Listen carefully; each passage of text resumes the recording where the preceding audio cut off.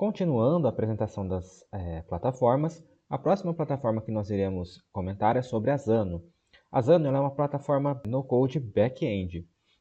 Ela tem escalabilidade sem a necessidade de escrever uma linha de código.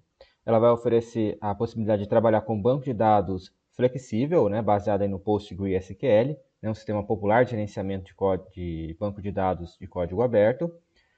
Você tem a possibilidade de trabalhar também com banco de dados relacionais, utilizando a plataforma Zano, além de sua principal característica é apresentar um construtor de API no-code, em que é possível você transformar, filtrar e integrar dados de qualquer aplicação. Tendo uma API desenvolvida, você pode integrar com o seu back-end no-code qualquer outra plataforma, como por exemplo, se nós tivermos plataformas que trabalham apenas com a questão do front-end e não tenham a questão do back-end desenvolvido, ou não sejam plataformas full stack, por exemplo, você pode, por meio dessa API, fazer a integração da sua interface com a parte lá do banco de dados, utilizando essas plataformas aí, back-end, por exemplo. No caso aqui, outra característica importante dessa plataforma é que ela apresenta documentação automática dos endpoints da API. O que seriam esses endpoints? Esses endpoints eles permitem que eu possa realizar, por exemplo, operações sobre o banco de dados, como inserção de dados, como deleção, atualização, que são as operações básicas, e até mesmo posso configurar endpoints para fazer uma filtragem. Então, eu tenho lá uma tabela com um conjunto de dados, dentro da minha interface com o usuário, ele pode querer ir naquela caixa de texto chamado filtrar resultados e digitar, e eu apenas trazer resultados que sejam associados ao que ele digitou. A grande característica, ele faz essa documentação automática, isso facilita bastante a questão do desenvolvimento. Eu vou trazer um exemplo, depois integrando com outra plataforma que eu ainda vou explicar, e a gente consegue ver isso mais na prática, o funcionamento.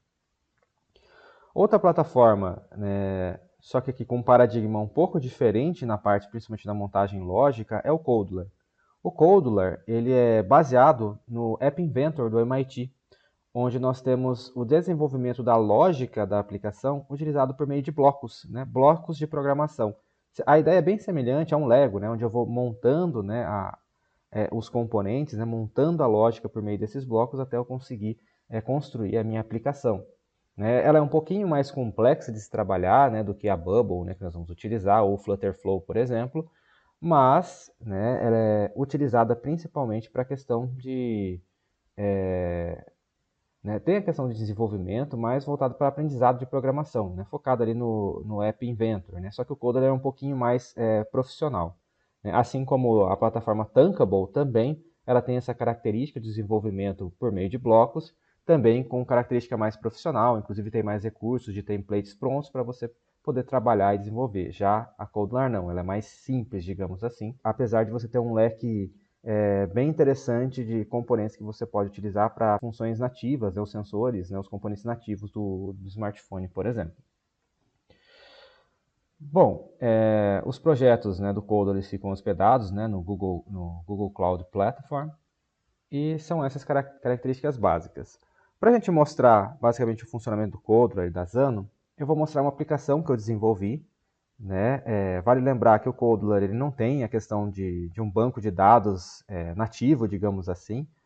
Você trabalha mais com o aspecto de desenvolvimento front-end, digamos. E se você quiser integrar, você até tem blocos específicos para você integrar com o Firebase do Google, por exemplo, e blocos web para que você possa utilizar a integração com APIs, como a gente mencionou agora há pouco, com plataformas back-end. Uma API, a gente pode imaginar que, lógico que por trás dela tem sempre um protocolo, que é como uma espécie de padronização da comunicação, para que ambos os lados se entendam. A gente tem ali um cliente e um servidor. O servidor é onde está rodando ali meu banco de dados, toda a minha infraestrutura, e eu preciso me comunicar ali, por exemplo, com a minha interface que foi desenvolvida em uma outra plataforma. Então, para isso, eu preciso que eles falem a mesma língua, utilizando um protocolo, e também é que eu tenho uma API que dite as regras de como ocorre essa comunicação, por exemplo, com a inserção e a manipulação dos dados no banco, como a gente já mencionou anteriormente. Então vamos mostrar aqui a nossa aplicação e ver a integração na prática para a gente entender um pouco melhor como funciona. Bom, pessoal, agora eu vou mostrar dois exemplos de plataforma. Tanto a Codeler, que eu utilizei para montar as telas aqui da minha aplicação, e também a Zano, que é onde eu coloquei o back-end. Então nós vamos mostrar os dois funcionando, só para vocês entenderem mais ou menos como funciona. Aqui, pessoal, eu tenho várias telas, né, que eu desenvolvi nessa aplicação. Eu tenho uma tela de login, onde eu posso vir aqui. Né? Repare que esse daqui é só o Canvas de desenvolvimento. A gente desenvolve utilizando o Codular com um emulador. Então tem um aplicativo que a gente instala no dispositivo móvel e a gente pode integrar a plataforma com o dispositivo e desenvolvendo e visualizando aqui na tela do dispositivo como está ficando. Então, nem sempre como fica aqui é o resultado final que aparece no dispositivo. Então, nós temos aqui uma tela de login com dois campos básicos de e-mail e senha, por exemplo. E aqui eu tenho a minha tela inicial, que é uma aplicação de lista de tarefas. É um to-do list, onde a pessoa ela vai adicionando tarefas que ela vai fazer durante o dia e conforme ela vai terminando, ela vai colocando check, ou seja, finalizei, né, retiro, né, da questão da pendência, sinalizo que está finalizada e esse é o gerenciamento de tarefas que é feito. Né? Aqui é a tela principal da aplicação, onde eu vou fazer a listagem dessas tarefas e se eu tocar sobre uma das tarefas que aparece aqui na minha lista, eu vou entrar, por exemplo, né, na tela de edição, onde vem as informações básicas aqui dessa tarefa e eu posso editar. Por exemplo, eu posso colocar que ela está finalizada, então eu tenho um switch que sinaliza isso, sim ou não. Posso editar, né, persistir as alterações, ou se eu quiser, eu posso deletar. Há também a tela de adição, onde eu posso cadastrar uma nova tarefa, né, colocando aqui a descrição, horário de início, horário de fim, se está finalizada ou não, e adiciono. Toda essa parte de gerenciamento das tarefas, né, dos dados, digamos assim, ele está na Zano. Essa parte aqui do Codular é apenas o desenvolvimento da interface. Ou seja, o que eu faço aqui? Né, eu coloco aqui os componentes, busco aquilo que o usuário digitou em cada um dos campos, né, e mando essas informações por meio da minha API lá para a Zano, onde ela vai persistir os dados. Tudo bem? Então essa é a ideia básica. Aqui ao lado, só para mostrar algumas características da plataforma, eu tenho componentes de interface, que são os básicos, né? Botão, checkbox, a barra de progresso, né? Para indicar que está carregando, né? Alguma coisa na plataforma, para você buscar datas, botões específicos, imagens, label, que são rótulos que você utiliza aqui na interface para sinalizar ou expor uma informação para o usuário. Então tem vários componentes de interface. Vários componentes para você organizar o seu layout, né, como está feito aqui na tela. Né? Você tem componentes de mídia, onde você pode trabalhar com pegar imagem, com câmera, com text-to-speech. Então você fala, você pega um texto e ele fala, ou ele pode reconhecer o que você fala também. Tem a questão de animações slot, tem a parte de trabalhar com mapas, sensores, isso aqui é bem interessante, trabalha com uma grande variedade de sensores do dispositivo, né? A parte de storage para armazenamento de dados, onde você trabalha com suporte para armazenamento de arquivos do dispositivo, né? Criar um SQLite, trabalhar de forma local com armazenamento de dados. Tem outras características importantes também, que é principalmente de conectividade, onde eu posso trabalhar com Bluetooth, né? Tem a parte de integração com Arduino, a parte web aqui é extremamente importante, esse componente para você fazer a integração, né, com as APIs, digamos assim. A parte de monetização, para quem quiser lançar lá na Play Store, por exemplo, e quiser ganhar dinheiro com anúncios. E até mesmo, né, integração com Lego, né, Lego Mindstorms. Então tem várias características e a possibilidade de você inserir, importar extensões desenvolvidas aí pela comunidade. Essa é a parte da interface. E o paradigma é o mesmo, clico e arrasto. Já a parte de lógica de blocos ela é um pouquinho diferente, ela é um pouquinho mais complexa. E envolve para cada ação que acontece, eu posso desenvolver um fluxo de execução. Então se eu voltar aqui na tela inicial, só para a gente ilustrar, né, eu tenho características do quê? De eventos, né, é uma plataforma orientada a eventos. Então quando a minha tela inicializar, o que eu faço? Eu posso querer buscar as informações lá no banco de dados. Então eu uso, chamo aqui, por exemplo, faço a chamada da minha API, busco esses dados e vou dispor eles aqui, quando eles chegarem, na minha interface. Então reparem que ela é um pouquinho mais complicada, mas você vai utilizando, né, os bloquinhos e vai encaixando. Então aqui você tem, por exemplo, estruturas de seleção, estruturas de repetição, que são aquelas estruturas básicas que a gente mencionou lá no início. tudo bem? Já que no nosso back-end, né, na Zano, ela é mais simples e tranquila de se mexer, é bem tranquilo de você criar as tabelas.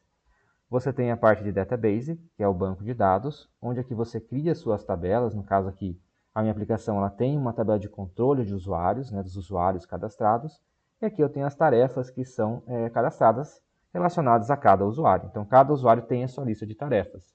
Então, aqui a gente consegue até visualizar também a questão da relação entre essas tabelas. Ó. Se eu pedir para mostrar as relações, eu consigo ver que essa minha tabela usuário está relacionada à tarefa, até porque eu preciso associar cada tarefa ao usuário cadastrado na aplicação. Tudo bem?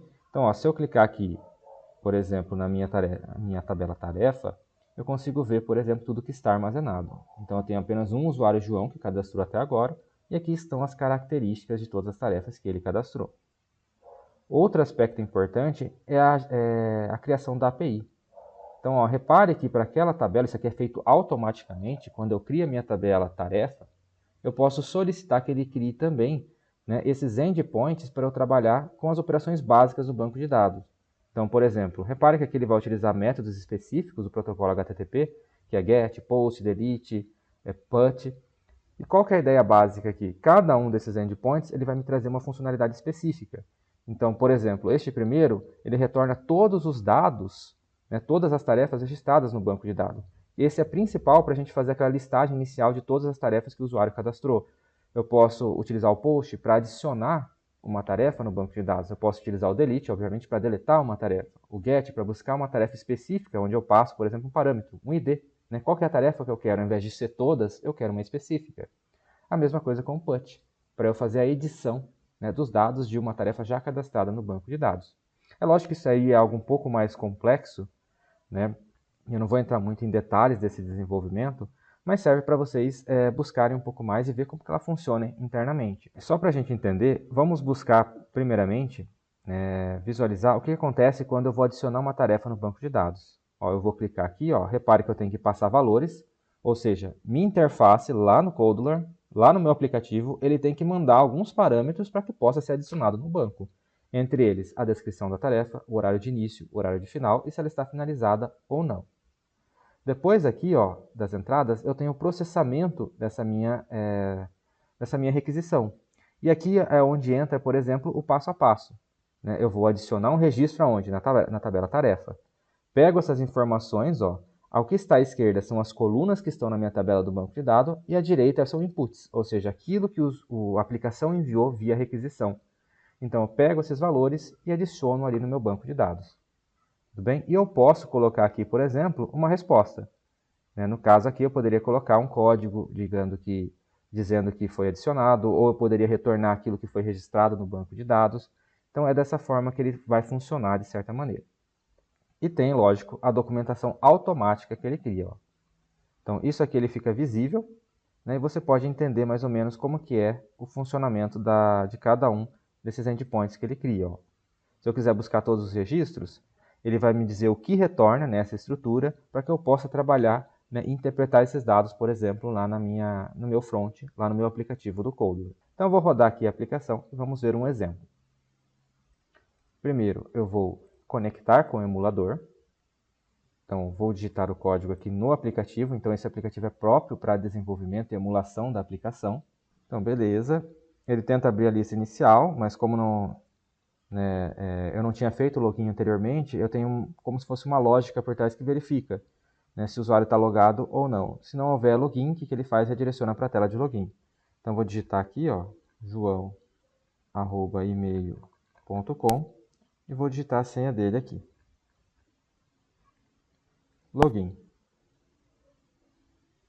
Beleza, fiz a validação das credenciais, olha lá, ó, traz a lista, né, das tarefas que o João cadastrou. Então, por exemplo, aqui eu posso cadastrar uma nova tarefa. Vou colocar, por exemplo, prova de física.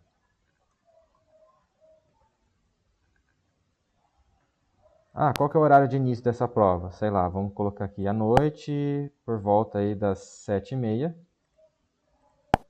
E qual que é o fim? Ah, o fim vai ser por volta das 9, por exemplo. Não, 9h15, só para a gente preencher. Beleza, ó, fiz o preenchimento. Está finalizada? Não. E se estivesse, basta tocar que ele vai para sim. Então a gente tem esse switch para indicar, né, o estado de finalização. Vou clicar em adicionar. Repare que ele vai persistir no banco de dados, tem um aviso aqui. E na sequência aparece, ó, prova de física. Esse ícone com reloginho quer dizer que está pendente, o ícone com check quer dizer que já foi com finalizado. Se eu quiser, por exemplo, editar uma informação, eu toco sobre o item na lista.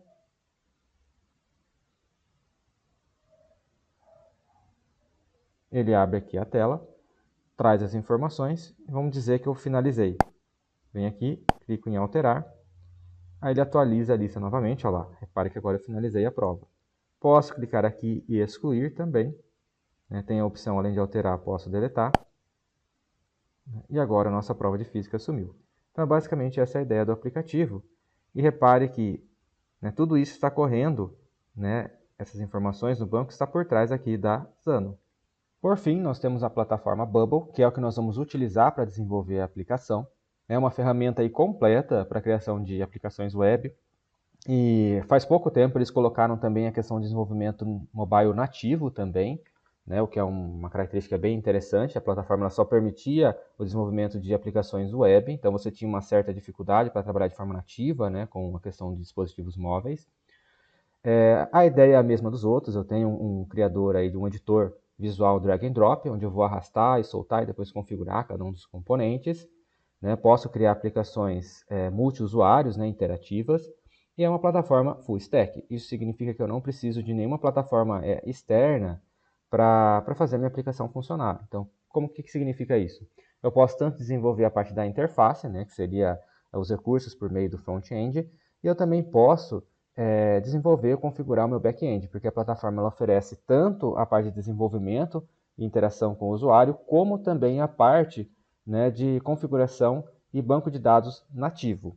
Então, é uma plataforma completa. Então, a gente não precisa fazer a integração com nenhuma outra plataforma para que a nossa aplicação ela funcione por completo, né, se a gente falar de maneira bem genérica. Segundo a plataforma, ela inclui todas as ferramentas necessárias, né, para criar um site como Facebook ou Airbnb, por exemplo.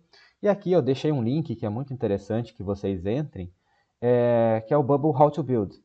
Ou seja, aqui ele vai trazer uma série de dicas, né, de como você consegue fazer um clone, por exemplo, de um Instagram, né, utilizando o no-code.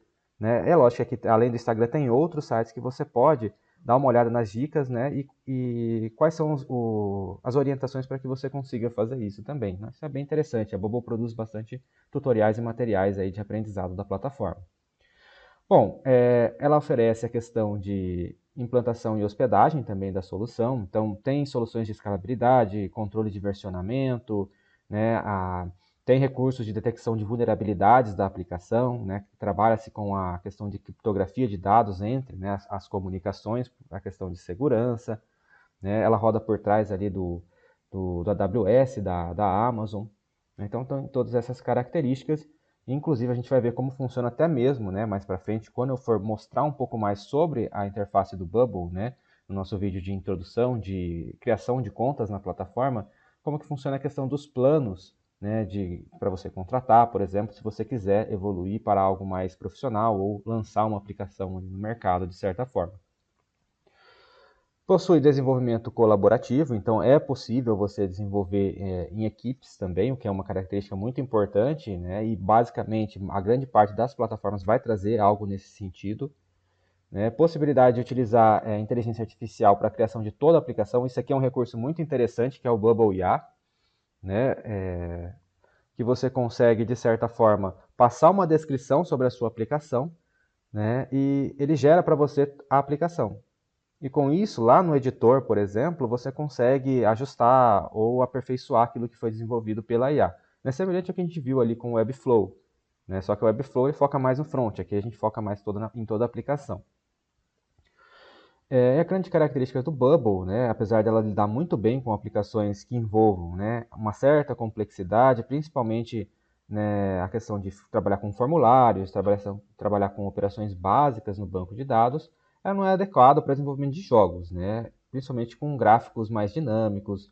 Né. Se você for desenvolver jogos mais complexos, o ideal é que você utilize uma plataforma específica para isso. Né. Com o Bubble você não vai conseguir atingir essas características.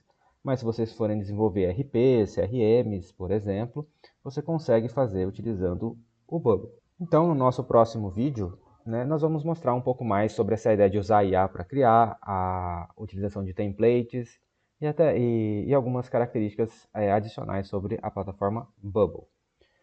Bom, exemplos de sites construídos com low-code e no-code. Nós temos aí o No-Code Tech, que é o que eu mostrei agora há pouco, que tem as plataformas lá, né, a classificação das plataformas e a indicação das melhores para cada tipo de aplicação. Ele foi desenvolvido aí utilizando o Webflow. E esse projeto aqui ele é bem interessante, né, desenvolvido por uma agência chamada AirDev, que é especializada, né, na questão de desenvolvimento no-code. No caso, eles trabalham mais especificamente com Bubble, mas esse projeto aqui ele é bem bacana e eu vou mostrar para vocês como que ficou o site. Então, pessoal, esse é o exemplo, né, do clone inspirado aí no Twitter. Então, só para a gente entender aqui, ó, vou fazer só o login para a gente visualizar o funcionamento. Tudo isso foi desenvolvido utilizando plataforma no Code. Então, ó, temos aqui as características, né, do feed, mensagens, notificações, tudo isso funcional para vocês verem aí o que é possível desenvolver com essas plataformas. Bom, continuando aqui, nós temos também projetos desenvolvidos pela AirDev, como eu mencionei. Então, nesse link aqui você pode conhecer um pouco mais sobre os projetos que eles desenvolveram, né? Conhecer essa questão do uso, dos casos de sucesso de clientes, né, dessa agência. Né? Outro site bacana para que vocês possam visualizar, né, o caso de sucesso de clientes é o Bubble Showcase.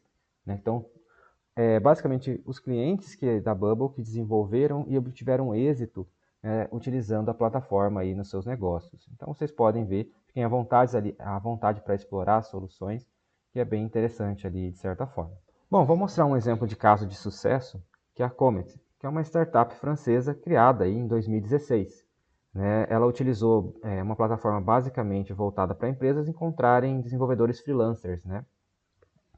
Ela foi desenvolvida no início utilizando, né, a Bubble, né, e após um ano e meio de seu lançamento, ela já estava intermediando cerca de 500 mil euros por mês. Né? Então, qual que é a ideia? Eles não estavam ganhando isso, mas intermediando, né, entre essas empresas e desenvolvedores esse valor. Todo o desenvolvimento da plataforma dentro desse intervalo de um ano e meio foi realizado com o Bubble. Né? E essa construção ela foi feita em poucas semanas, né, sem que os fundadores da plataforma tivessem um conhecimento aprofundado em desenvolvimento. Né? Então eu deixei aqui um pouco mais sobre, né, esse depoimento, né, de um dos fundadores da Comet e também aqui o site da plataforma. E que casa bem na questão do que a gente falou, né, sobre a validação de ideias. Né? Então eu posso começar utilizando um Bubble da vida, por exemplo, para validar a minha ideia, né, começar a ganhar tração no mercado, né, verificar se aquela ideia ela vai ser aceita ou não, e depois eu posso evoluir, escalar, possivelmente evoluir para um desenvolvimento tradicional. Então, pessoal, com relação a essa parte introdutória, mais teórica, né, de apresentação de plataformas, é isso. E na próxima aula nós vamos apresentar a Bubble. Né? Vou trazer aquele exemplo, né, utilizando o desenvolvimento com IA, como criar uma conta, e depois nós vamos começar a desenvolver o nosso aplicativo.